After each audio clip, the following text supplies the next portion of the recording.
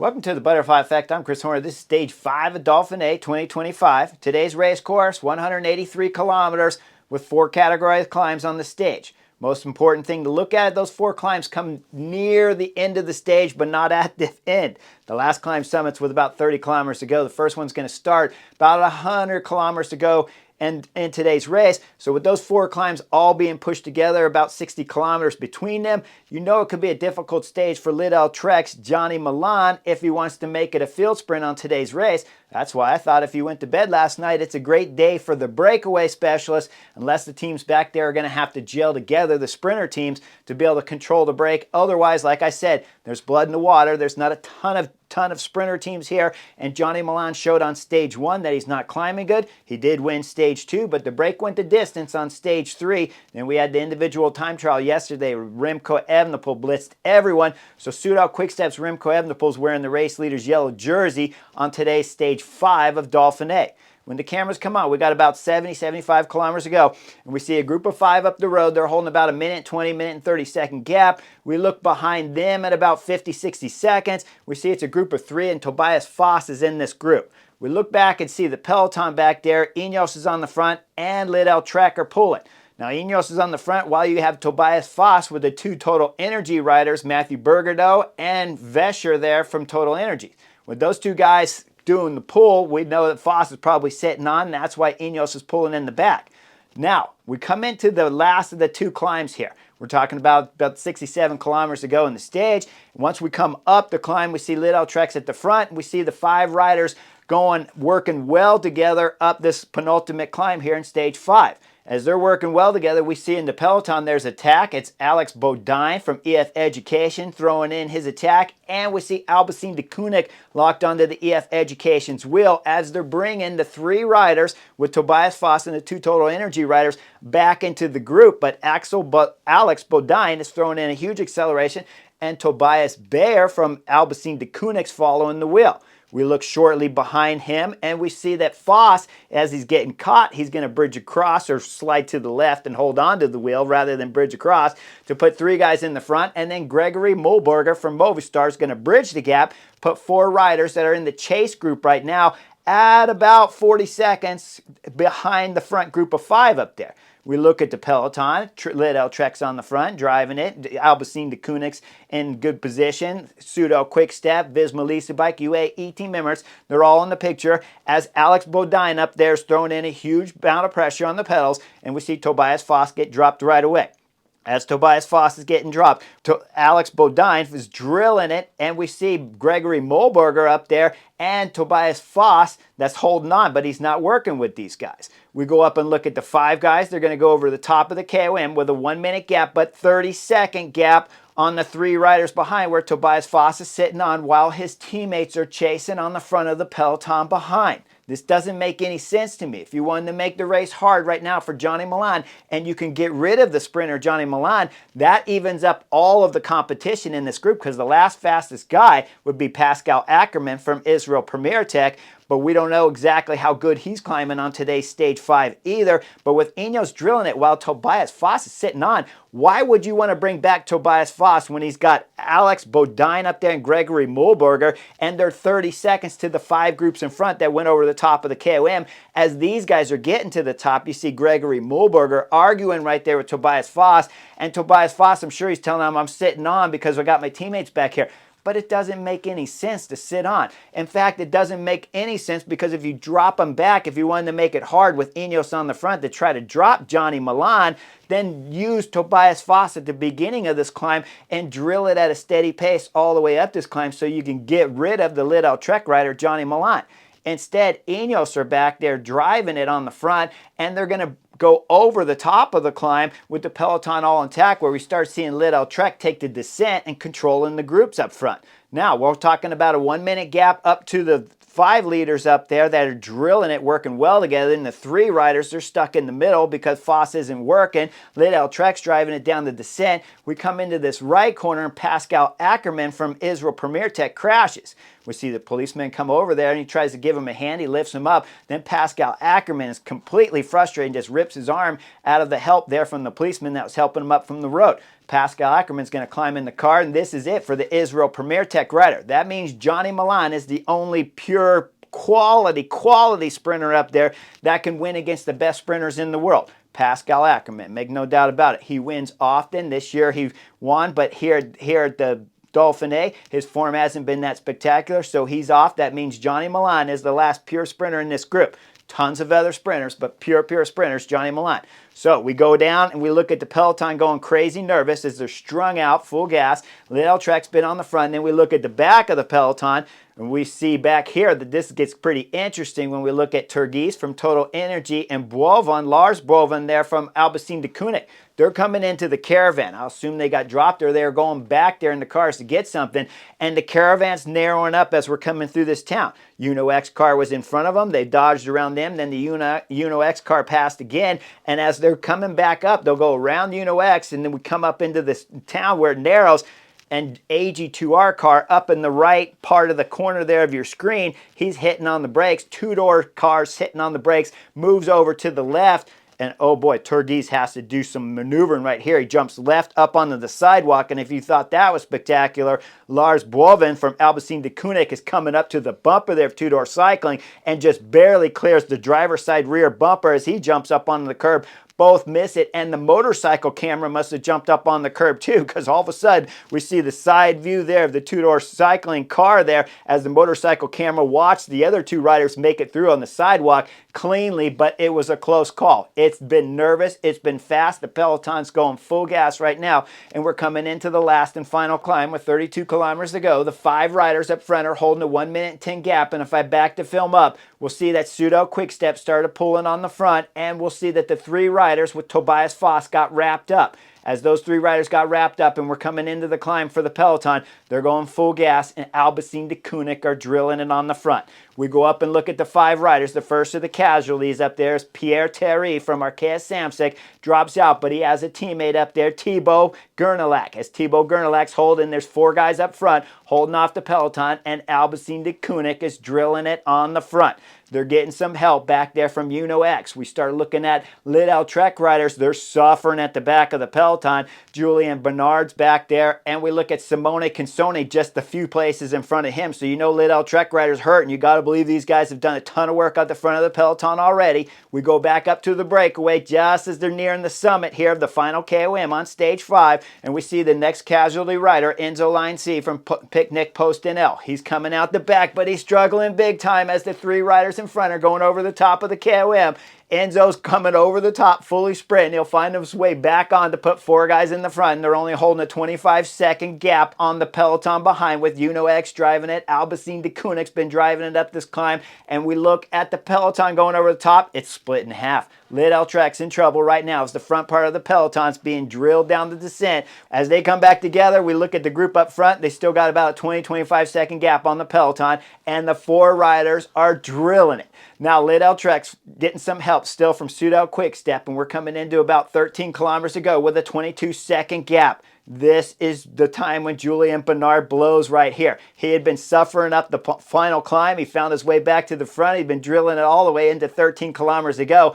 And now he blows, so it's time for Tom Squinch to go to work. Pseudo Quickstep still have 1 rider up there, and Israel Premier Tech have the next, with 3 riders pulling up there and 4 riders in the front group. This gap's getting kind of interesting right now. You know it's been full gas throughout the whole day, and there's not a ton of sprinter teams coming to the front, but there's still 3 pulling right now. As we come into 11 kilometers to go, Uno X are going to jump on the front. This is going to help out, but they're not bringing the time back quickly enough on the 4 riders in front. When Enzo drops from Post Picnic NL, now we're left with 3 riders, and the gap's at 15 seconds. We're coming under 9 kilometers to go. They get 1 more help back there from Intermarché. Who they're working for right now, I don't know, but they need the power at the front. So Intermarché might as well get on the front if they want any chance of winning today's stage 5 of Dauphiné. So they start drilling it. Then we got 5 teams on the front, and Julien Bernard gets back on the front. Guys, he's died 1,000 deaths here on stage 5. Julien Bernard to hold the gap, not bringing much time down, but he's out the front helping out until he blows again.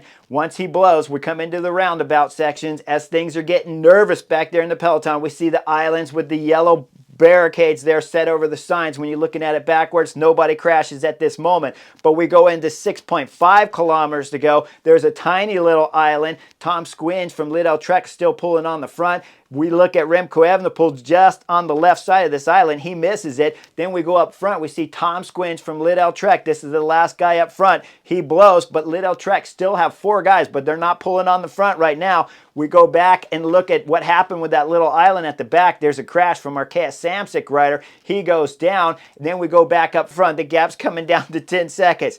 These 3 riders are working well together. It's Benjamin Thomas up there, Jordan Labrousse up there, and then Thibaut Gernelak from Arkea Samsic. And these 3 riders are throwing everything into it. They got the suffer face expression, every pedal stroke, whichever one's pulling on the front, whichever one's trying to get on the back. After he's done pulling, it's looking ugly up there, but these guys are still holding off the peloton behind as guys are blowing left, right, and center. The next team to blow is going to be Israel Premier Tech. Now it's only X on the front. With X drilling it on the front, we got about 4.5 kilometers to go. We come into the next roundabout at 4 kilometers to go. The breakaway still holding the gap, and it starts to extend back out to 9 seconds. As it's extending out to 9, it'll extend out to 10, and then we look behind.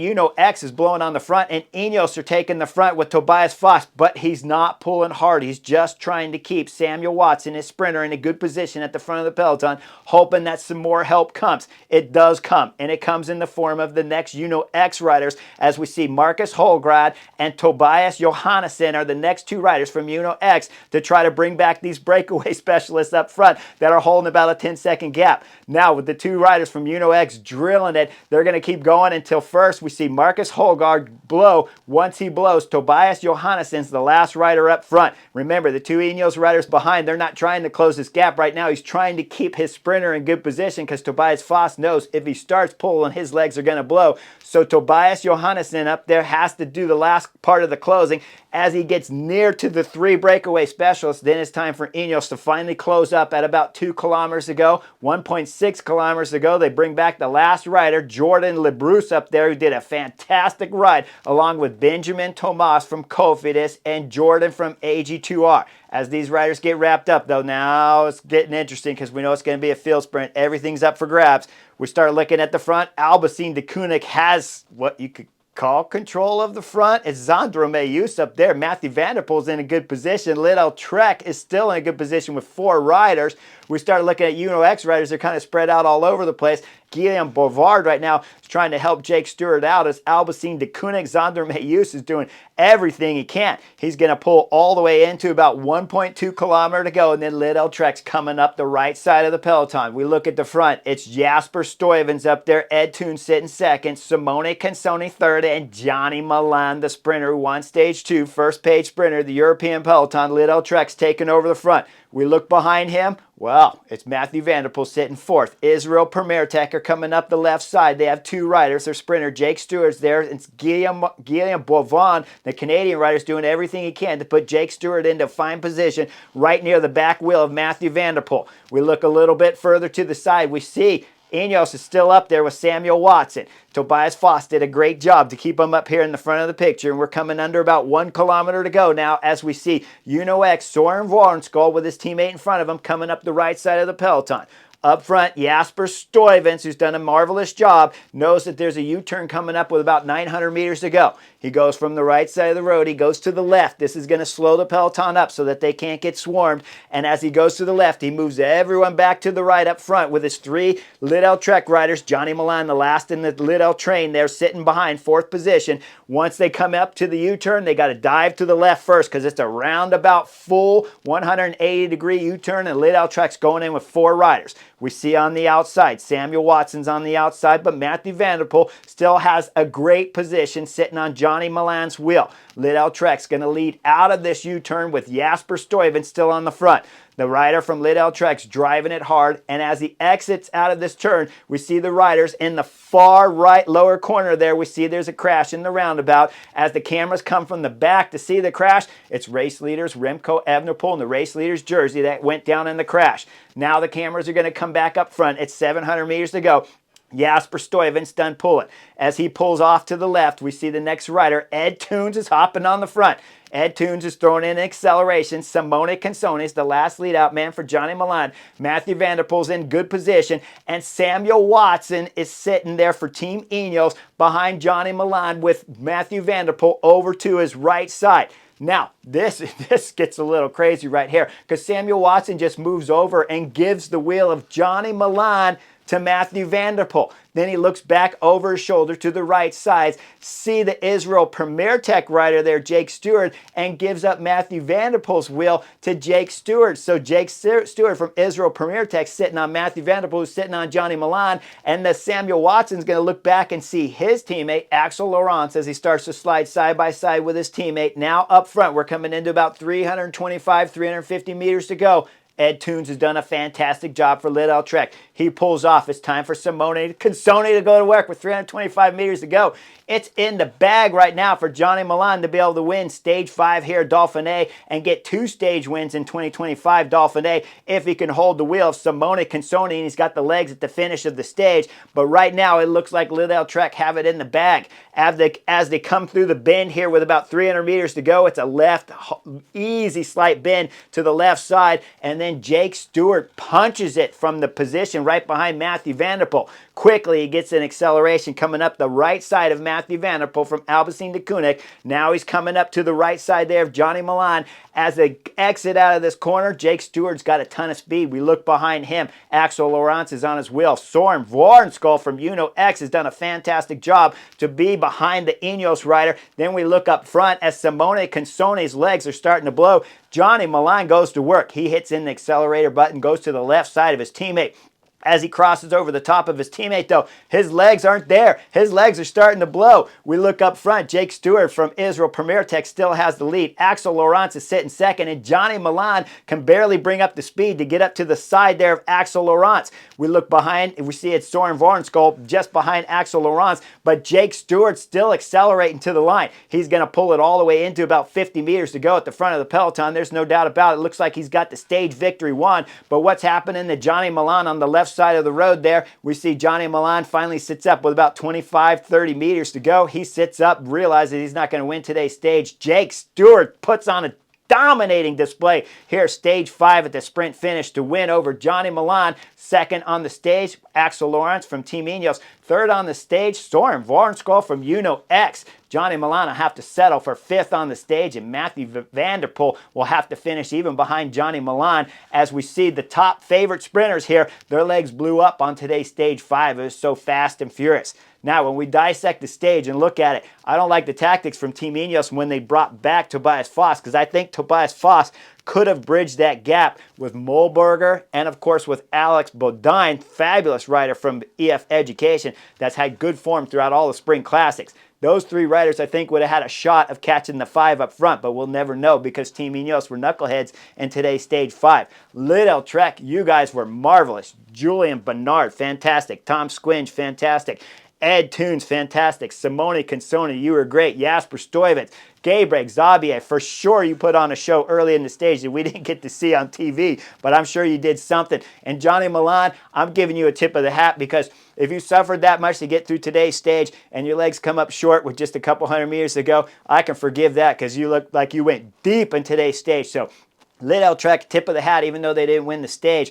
But Jake Stewart taking his first World Cup victory here for Israel Premier Tech. That's a fantastic win for Israel Premier Tech and well-deserved. And remember, guys, he did his jump along the outside of that left bend, and he jumped from about 300, if not 325 meters to go to hold off the whole peloton here. So Jake Stewart, tip of the hat, congratulations. When we look at the top 10 and we go back and see Remco Evenepoel crossing the finish line of today's stage, looks like he'll be okay. Saw him doing something, sucking his finger there where maybe he hit his finger on something. And in his interview, he didn't say why he crashed because he couldn't. He doesn't exactly know why he crashed. He thinks maybe his hand might have slipped off the bars or something, but certainly did not blame any rider for causing it. So when we get into tomorrow's first real mountain stage here at Dauphiné, everything's up for grabs. Hopefully, Remco Evenepoel does not have any ill effects from the crash here with 900 meters to go. And we see that great battle, Tadej Pogacar, Jonas Vingegaard, Remco Evenepoel, going big time in the last 3 stages here at Dauphiné.